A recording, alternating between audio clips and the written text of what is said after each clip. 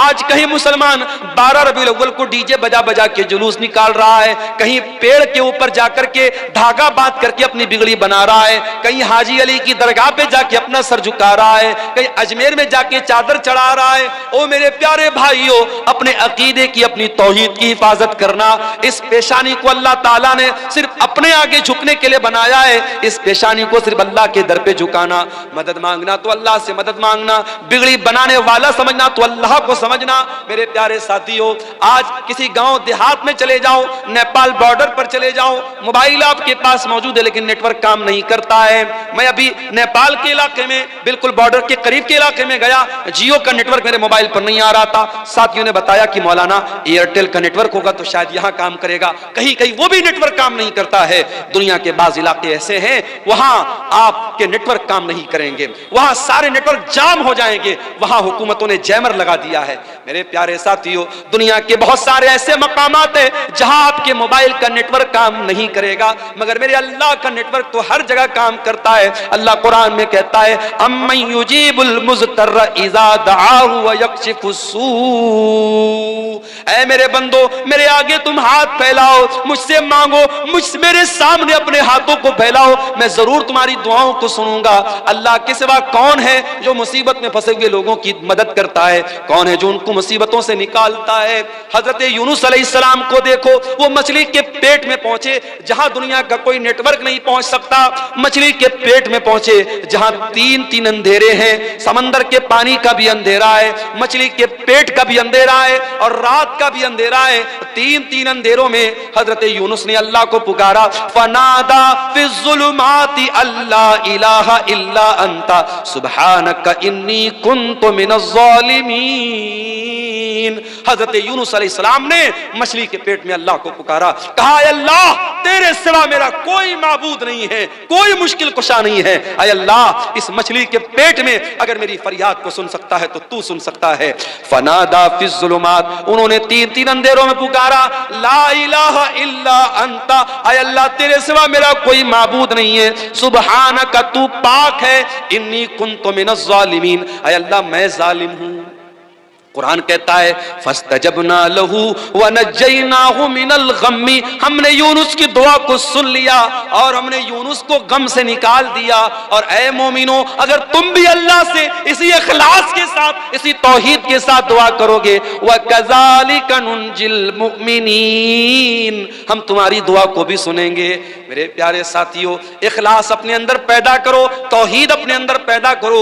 आज मुसलमान इस तौहीद से दूर है, आज बुजुर्गों की कब्रों पर मुसलमान सर झुका रहा है, आज मज़ारों और कब्रों पर औरतें जाकर के अपने ईमान और अपनी इस्मत का सौदा कर रही हैं। ओ मेरी प्यारी माँ बहनों, हमेशा अपनी तौहीद की हिफाजत करना, मर जाना, कट जाना, जल जाना, अपनी तौहीद से कभी कोई समझौता न करना, अल्लाह के सिवा किसी और के आगे कभी हाथ न फैलाना, अल्लाह के सिवा किसी और की बड़ाई कभी न बयान करना, अपने ईमान और तौहीद पर कायम रहना। इसके बगैर आप समाज की इस्लाह नहीं कर सकते। ज़हरल फसादु फिल बर्रि वल बहरी बिमा कसबत ऐदिन नास, खुश्की के अंदर, तरी के अंदर, जमीन के ऊपर और पानी के अंदर, जहां पर भी तुमको फसाद नजर आए, जहां पर भी तुमको बिगाड़ नजर आए, जहां पर भी तुमको तबाही नजर आए, जहां पर भी तुमको मुसीबत नजर आए, ज़हरल फसादु फिल बर्रि वल बहरी बिमा कसबत ऐदिन नास, वो इंसानों के करतूतों का नतीजा है, वो लोगों के अपने अमल का नतीजा है।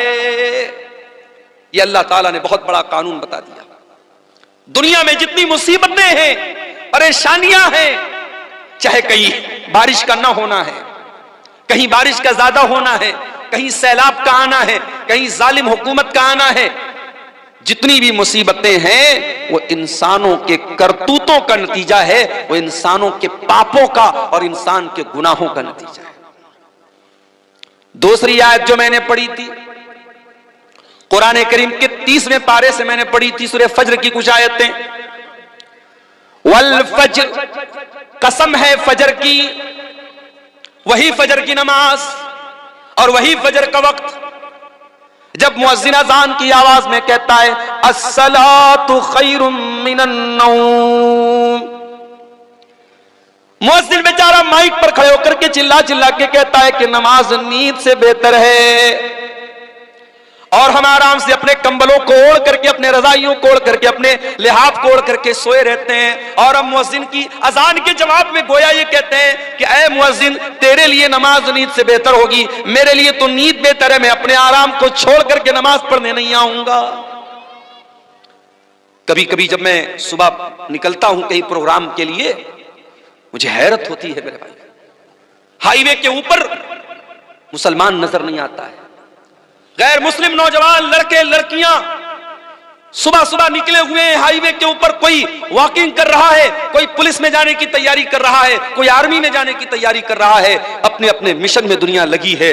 और मुसलमान नौजवान रात में फेसबुक चला करके, इंस्टाग्राम चला करके, इंटरनेट चला करके बेचारा वो सो रहा है, फजर में उठने के लिए तैयार नहीं। फजर का टाइम बड़ी बरकत वाला टाइम है। ओ दौलत कमाने वालों, ओ बड़े बड़े बिजनेस करने वालों, पैसा कमाने वालों, फजर की 2 रकात नमाज जो सुन्नत पढ़ी जाती है, अल्लाह के प्यारे नबी फरमाते हैं रकातल फजरी खैरुम मिनद दुनिया व मा फीहा। फजर की 2 रकात सुन्नत दुनिया की तमाम नेमतों से बेहतर है। दुनिया के अरबपति के पास भी वो दौलत नहीं है, खरबपति के पास भी वो दौलत नहीं है जो 2 रकात फजर की सुन्नत पढ़ देता है। इतनी कीमती है 2 रकात की सुन्नत फजर। इसीलिए अल्लाह के नबी फरमाते हैं मन सल्ला सुबह, जो फजर की नमाज जमात के साथ पढ़ता है, फहुवा फी जिम्मतिल्लाह, वो अल्लाह ताला की जिम्मेदारी में आ जाता है, वो अल्लाह की पनाह में आ जाता है, अल्लाह की सुरक्षा में आ जाता है। जब आप अपनी सुबह की शुरुआत ही फजर की नमाज में गायब रह के करते हैं, अल्लाह की सुरक्षा कहां से हासिल होगी, अल्लाह की हिफाजत कहां से हासिल होगी मेरे भाई। वल फजरी, कसम है फजर के वक्त की। अल्लाह के प्यारे नबी जब किसी लश्कर को भेजते थे तो फजर के टाइम भेजते थे, और आप दुआ करते थे अल्लाहुम्मा बारिक li उम्मती फी बुकूरिहा, आय अल्लाह तू मेरी उम्मत के सुबह के टाइम में बरकत अता फरमा। तेरे नबी ने जिस टाइम की बरकत की दुआ की थी, तो उस टाइम सोया पड़ा रहता है। फजर के वक्त की कसम खा करके अल्लाह ताला बता रहा है ये बड़ा ही बरकत वाला वक्त है, बड़ा ही सुहाना वक्त है, मैं इस वक्त की कसम खाता हूं। वलयालिन आश्र, और कसम है 10 रातों की। ये कौन सी 10 रातें? मुफस्सिरीन ने लिखा है, उलमा ने लिखा है, ये जिलहिज्जा की 1 तारीख से लेकर के 10 तारीख तक की 10 रातें हैं।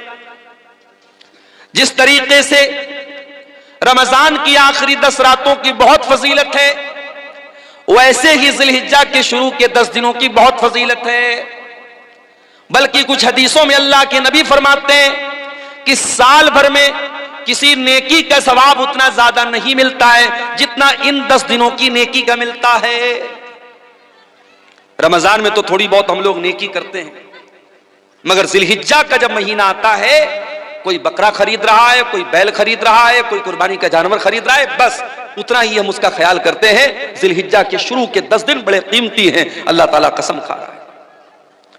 वल फजरी, कसम है फजर के वक्त की। वलयालिन आश्र, और कसम है 10 रातों की। वशफ़ी वल वतरी, और कसम है ताक की और जुफ्त की। ताक और जुफ्त समझते हैं, जिसको इंग्लिश में ऑड एंड इवन बोलते हैं। पता नहीं आपके बंगला में या शेरशाबादी भाषा में उसको क्या बोलते हैं। हमारे यहां बनारस की भाषा में फुट और जोड़ा, 2 है तो जोड़ा, 1 है 3 है तो फुट बोलते हैं उसको। आपके क्या बोलते हैं? जोड़ बेजोड़। जोड़ बेजोड़ की कसम खा रहा अल्लाह ताला। अल्लाह ताला बेजोड़ है, एक है, वो 2 नहीं हो सकता। दुनिया की हर चीज का जोड़ा मौजूद है। जमीन का जोड़ा आसमान, अंधेरे का जोड़ा उजाला, लड़के का जोड़ा लड़की, हाथ का जोड़ा पैर, हर चीज का जोड़ा मौजूद है। हर चीज का कोई ना कोई अपोजिट मौजूद है। लेकिन अल्लाह तबारक व तआला एक ऐसी जात है, उसका कोई जोड़ा नहीं। वशफ़ी वल वतरी, कसम है जोड़ की और बेजोड़ की, ताक की और जुफ्त की। वल्लैलि इज़ा यस्र, और कसम है रात की, जब रात अपना सफर तय करने लगती है, रात गुजरने लगती है। आज की रात भी गुजर रही है। मैं आपके इलाके में अभी आ रहा था, मेरी अहलिया का फोन आया, बात होने लगी, पूछ रही थी पहुंचे नहीं पहुंचे। अचानक जैसे 12 बजा घड़ी में तेज तेज पटाखे की आवाज आने लगी। मेरी अहलिया कहने लगी लग रहा है कोई बारात वारात आई है, कोई मामला है। मैंने कहा बारात वारात नहीं आई है, 31 दिसंबर की रात है आज। सारी दुनिया में जश्न मनाया जा रहा है, नए साल का इस्तिकबाल हो रहा है। कैसे? शराब पी करके, आतिशबाजी करके, जिना करके, नंगी औरतों को नचा करके, होटलों में अय्याशी करके ये नया साल का जश्न मनाया जा रहा है। और ये नया साल का जश्न सिर्फ ईसाई नहीं मना रहा है, सिर्फ क्रिश्चियन नहीं मना रहा है, सिर्फ अंग्रेज नहीं मना रहा है, ये ला इलाहा इल्लल्लाह और मोहम्मद रसूलुल्लाह पढ़ने वाला भी मना रहा है। अरे नादान, तेरी जिंदगी की दीवार से एक और ईंट गिर गई। तू 2024 में 24 साल का था, 2025 आया, तू 25 साल का हो गया। तू अपनी मौत से एक कदम और करीब हो गया। तेरी जिंदगी की किताब से एक पेज और फाड़ लिया गया। तेरी जिंदगी की दीवार से एक और ईंट छीन ली गई। और तू सेलिब्रेट कर रहा है, तू शुभकामनाएं दे रहा है, तू मैसेजेस कर रहा है।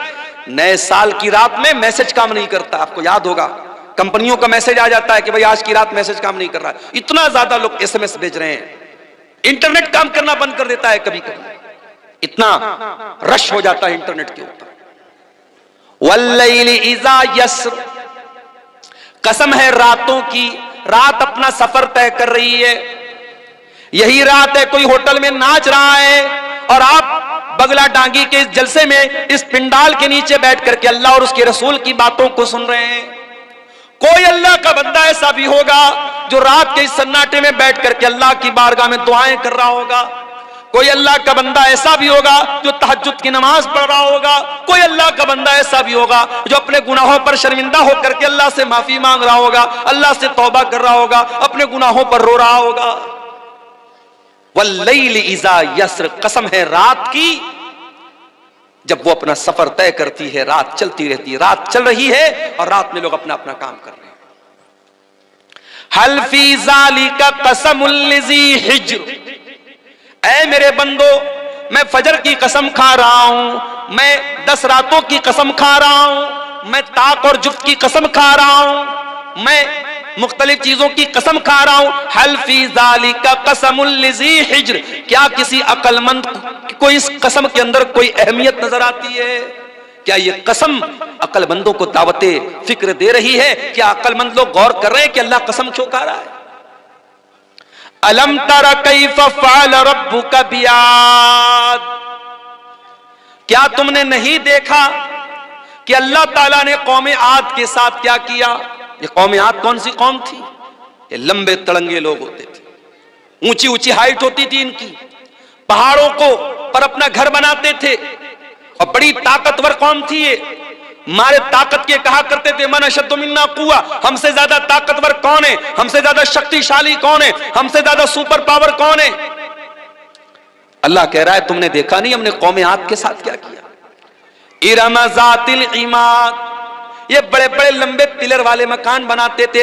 अल्लती लम युखलक मिस्लुहा फिल बिलाद, इतनी ताकतवर कौम पैदा नहीं की गई। अल्लती लम युखलक मिस्लुहा फिल बिलाद, ऐसी कौम दुनिया में कभी पैदा नहीं की। व समूद अल्लज़ीना जाबुस सख्र बिल वाद, क्या तुमने नहीं देखा कि हमने कौम समूद के साथ क्या किया? जो कौम समूद पहाड़ों को काट काट करके मकान बनाया करती थी। वह फिरऔन ज़िल औताद, और क्या तुमने नहीं देखा कि फिरौन का क्या अंजाम हुआ? जो ना मानने वालों को, जो फिरौन के आगे सजदा नहीं करते थे, जो फिरौन की बात नहीं मानते थे, उनके हाथों और पैरों में कीले ठुकवा करके उनकी जान ले लेता था, उनको मार डालता था। ये बड़ी बड़ी जालिम कौमें थी, कौम आद, कौम समूद और फिरौन।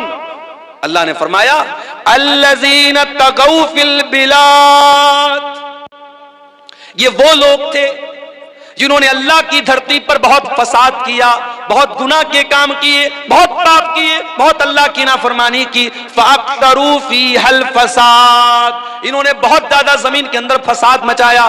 फसब्बा अलैहिम रब्बुका सौत अज़ाब, अल्लाह ने इनके ऊपर अपने अजाब का कोड़ा बरसा दिया। आज अल्लाह के अजाब का कोड़ा हम पर बरस रहा है मेरे भाई, हम रो रहे हैं। हमारी मस्जिदें अल्लाह निशाने पर है जालिम, हमारी मस्जिदों पर ताले लगने की नौबत आ रही है, हमें डराया जा रहा है।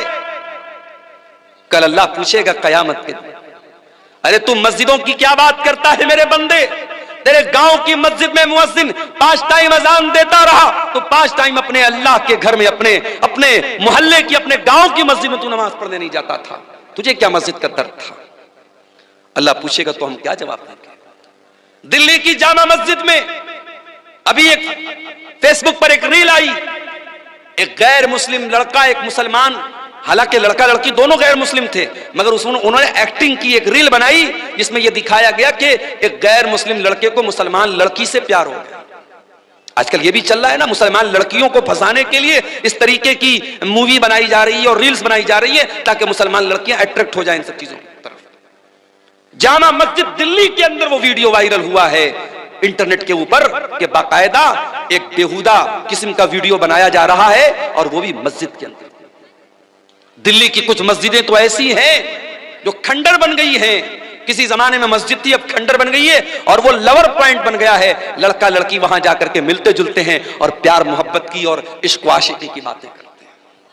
अल्लाह पूछेगा कयामत के दिन कि क्या मस्जिदें इस मकसद के लिए थी, अय्याशी का अड्डा बनाने के लिए, पिकनिक स्पॉट बनाने के लिए?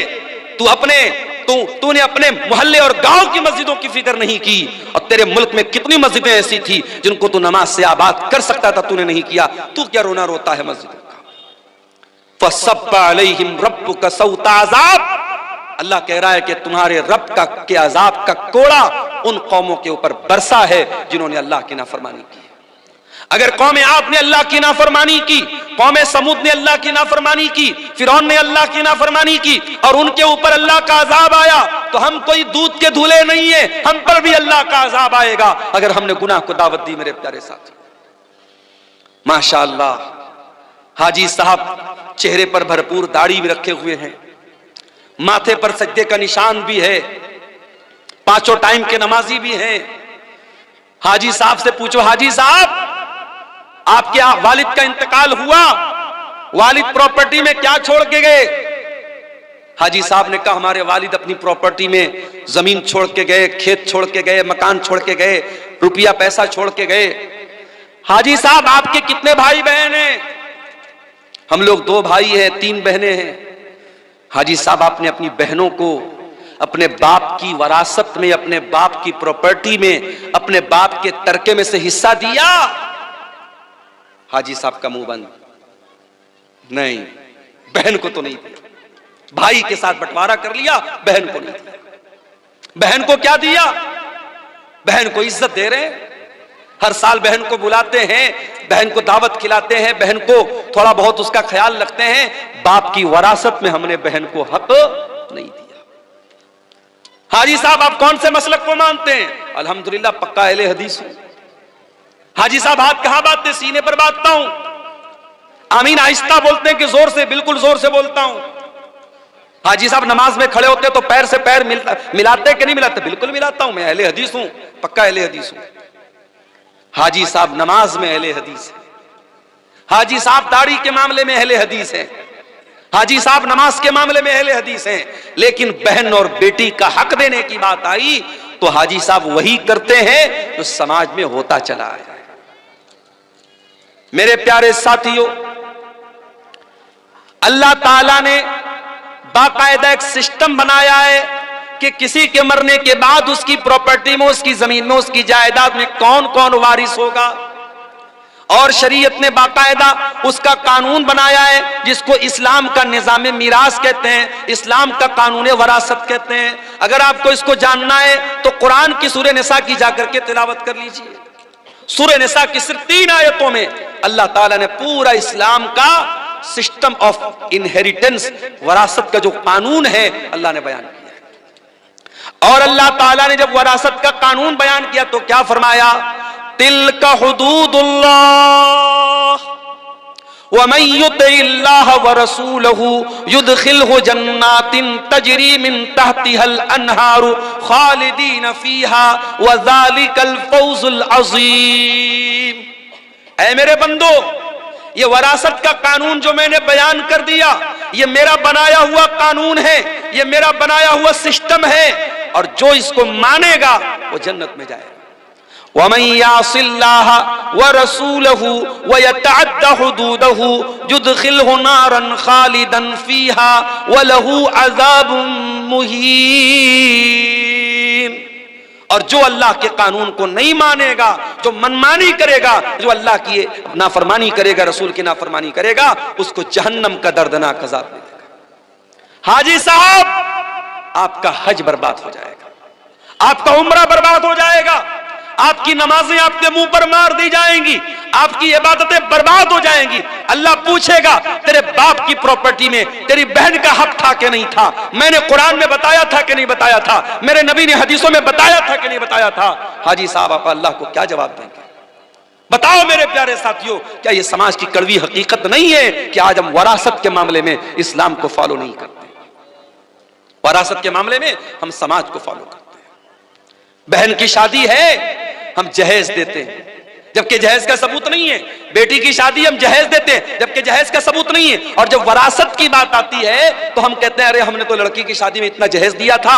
जहेज जो कि गलत चीज है, उसको बुनियाद बना करके इस्लाम का जो वरासत का कानून है उसकी हम मुखालफत करते हैं। मेरे प्यारे साथियों, ये दौरे जाहिलियत का तरीका था। जब वहां बाप मरता था तो जो छोटा बच्चा होता था, जो यतीम बच्चा होता था, जो छोटे भाई होते थे, उनको जमीन जायदाद में कोई हक नहीं मिलता था। जो बड़े लोग होते थे, जो पावरफुल होते थे, वो जमीन जायदाद पर कब्जा कर लेते थे। इस्लाम का कानून तो इतना सख्त है, अगर मरने वाले का कोई बच्चा उसकी बीवी के पेट में पल रहा है, मरने वाले का जब इंतकाल हुआ, एक लड़का 60 साल का था, उसका एक लड़का 40 साल का था, उसका एक लड़का 30 साल का था, उसका एक लड़का भी उसकी बीवी के पेट में है। मैं मिसाल दे रहा हूं एक। शरीयत क्या कहती है? बाप मर गया, उसका अगर कोई बेटा 60 साल का भी है, कोई 40 साल का भी है, कोई 30 साल का भी है, कोई उसकी बीवी के पेट में अभी पल रहा है, जब वो बच्चा पैदा होगा तो जितना हिस्सा 60 साल वाले को मिलेगा, जितना हिस्सा 30 साल वाले को मिलेगा, जितना हिस्सा 20 साल वाले को मिलेगा, उतना ही हिस्सा, उतना ही हक उस बीवी के पेट से पैदा होने वाले बच्चे को भी मिलेगा। यह है अल्लाह का बनाया हुआ कानून, ये अल्लाह का बनाया हुआ निजाम है। ताकत के बल पे और अपने जिस्मानी ताकत के बल पर कोई अपने बाप की वरासत नहीं पाता है, बल्कि रिश्ते की बुनियाद पर जो मरने वाले से जितना करीब है और जिसका जैसा रिश्ता है उस हिसाब से उसका हिस्सा बनता है। और आगे बढ़िए, इसी समाज में हम देखते हैं लड़की पैदा हुई, बाप की पेशानी पर बल पड़ गए, ये लड़की कहां से आ गई? हालात ये हैं, गवर्नमेंट की स्कीमें आती हैं। अभी प्राइम मिनिस्टर साहब की एक स्कीम चल रही है, सुकन्या समृद्धि योजना। लड़कियों के नाम पर पैसा इकट्ठा करो, जब वो 20 साल की हो जाए, शादी के काबिल हो जाए, तो आपके पास अच्छा खासा पैसा हो जाए। यानी कहीं ना कहीं समाज में ये सोच मौजूद है कि लड़की आई है तो एक बोझ बन के आई, बेटी पैदा हुई तो माँ बाप के माथे पर बल पड़ गए। ये मुसीबत कहां से आ गई? कल जब ये लड़की जवान होगी, हमें इसकी शादी करना पड़ेगा, इसके जहेज का इंतजाम करना पड़ेगा। इस जहेज की रस्म ने कितनी बच्चियों की, मेरे प्यारे साथियों, जान ले ली। गरीब बाप अपनी बेटी के जहेज का इंतजाम नहीं कर पा रहा है, बाप चिंता में जिंदगी गुजार रहा है, बेटी चिंता कर रही है कि मेरा बाप कब मेरी शादी करेगा। बेटे तो कभी कभी खुल के बोल देते हैं बाप से, मेरी शादी कराइए। बेटा कुछ करे या ना करे, कमाए या ना कमाए, शादी के काबिल हो गया तो बाप को जाके सुना देगा मेरी शादी क्यों नहीं करा रहे। बेटी तो नहीं सुनाती ना, बेटी तो शर्माती है। बेटी 25 साल की हो गई, 30 साल की हो गई, 35 साल की हो गई, अब तो रिश्ते नाते आने भी बंद हो गए। मेरे प्यारे साथियों, इस जहेज की रस्म की वजह से कितनी लड़कियों की जवानी बर्बाद हो गई, उनको रिश्ते नहीं मिल रहे हैं। और एक बात बोलूं आपसे, अगर आप जहेज को रोकना चाहते हैं तो आप सिर्फ लड़की वालों को, ये लड़के वालों से के कहने से ये काम नहीं चलेगा कि आप जहेज मत लीजिए। लड़की वालों की भी जिम्मेदारी है कि वो दीनदारी देख करके शादी करें। अगर लड़के वाले लालच कर रहे हैं कि हम ऐसी लड़की क्या शादी करें जहां से जहेज ज्यादा मिलेगा, तो माफ करना, लड़की वाले भी लालची होते हैं और वो तलाश करते हैं ऐसा रिश्ता जहां दामाद बहुत पैसे वाला या सरकारी नौकरी वाला या बहुत बड़ा बिजनेसमैन मिल जाए। अगर कोई मिडिल क्लास का लड़का है, कोई मामूली कमाने वाला लड़का है, उस लड़के के साथ कोई जल्दी अपना रिश्ता करना नहीं चाहता है। ताली दोनों हाथ से बजती है मेरे प्यारे साथियों। जहेज की इस गंदी रस्म के लिए सिर्फ लड़के वाले दोषी नहीं है, लड़की वाले भी दोषी हैं। अगर लड़के वाले मोटी मोटी रकम, जहेज के नाम पर मोटी रकम तलाश कर रहे हैं, तो लड़की वाले भी उसी हिसाब से दामाद तलाश कर रहे हैं। अल्लाह के प्यारे नबी ने क्या फरमाया, इज़ा खतब इलैकुम मिम्मन तर्ज़ौन दीनहु व खुल्क़हु, जब तुम्हारी लड़कियों के लिए ऐसा रिश्ता आ जाए, लड़का दीनदार है, लड़का बाखलाक है, फज़व्विजूहु, तो तुम अपनी लड़की की शादी उससे कर दो। देखो, अल्लाह के नबी ने 4 बेटियों की शादी की। मालूम है आपको, नबी की 4 बेटियां थी। सबसे बड़ी बेटी का नाम क्या था, कोई बता सकता है? इधर से कोई बताए नबी की बड़ी बेटी का नाम। बोलो भाई, सो गए क्या? मालूम है नबी की बड़ी बेटी का नाम? ज़ैनब। नबी की बड़ी बेटी का नाम ज़ैनब। और दामाद का नाम, ज़ैनब के शौहर का नाम?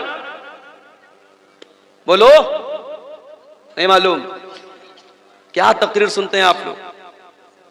तकरीर सुन सुन के बूढ़े हो गए और आज तक नबी की बेटियों का नाम नहीं मालूम, नबी के दामादों का नाम नहीं मालूम। नबी की बड़ी बेटी का नाम ज़ैनब और ज़ैनब के शौहर का नाम था अबुल आस बिन रबी रजी अल्लाह तआला। नबी की दूसरी बेटी नाम था रुकैया, उनके शौहर का नाम उस्मान गनी। रुकैया का इंतकाल हो गया, नबी ने अपनी तीसरी बेटी की शादी हजरत उस्मान से कर दी। तीसरी बेटी का नाम तो उम्मे कुलसूम, इनकी शादी हुई हजरत उस्मान से। दुनिया में हजरत उस्मान इकलौते ऐसे इंसान हैं जिनकी शादी में, जिनके निकाह में नबी की 2 बेटियां आई हैं। और रुकैया, उनकी भी शादी हुई और रुकैया का जब इंतकाल हुआ तो उम्मे कुलसूम की शादी हजरत उस्मान गनी से। और नबी की सबसे छोटी बेटी, सबसे चौथे नंबर की बेटी का नाम था फातिमा, उनकी शादी किससे हुई? हजरत अली से।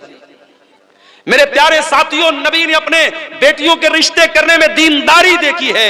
नबी ने रुपया पैसा नहीं देखा है, नबी ने जमीन और जायदाद नहीं देखी।